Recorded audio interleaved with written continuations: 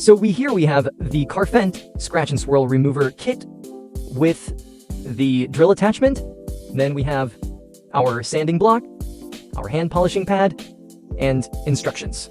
Now, this will work well for many scratches, but for deep scratches with missing paint, we have some additional ways to make it look amazing. We have original color-coded touch-up paint, either from the manufacturer or a good supplier that serves the exact same color. Then we have our drill, obviously for a drill attachment. This is just plain water for sanding. It doesn't have to be in a spray bottle. It could just be any water, anywhere. We have a razor blade, and we can use some kind of touch-up paint, the pen, and we have, if you don't have that, sometimes this helps, just stick U-tube that's been clipped off. Apply a thin layer of paint directly into the scratch using a small brush, flat blade, plastic edge, or detailing stick.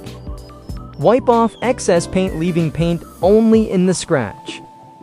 You may have to reapply the paint several times to fully fill in the scratch. Flash dry with a heat gun, blow dryer, or wait at least 1 hour. Soak block in water. Keep surface wet. Start with 2000 grit. Use light straight passes with the block flat.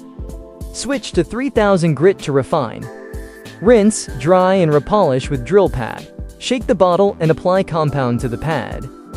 Dab onto scratch. Place the pad on the scratch and spread the compound evenly. Turn the drill on low and move in small, overlapping circles. Increase to medium speed as needed. Use light pressure and do not push down hard. Do not keep the drill in one spot. Move around in an overlapping motion. Pushing down hard and holding the drill in one spot may damage the paint. Wipe with microfiber, inspect and repeat as necessary.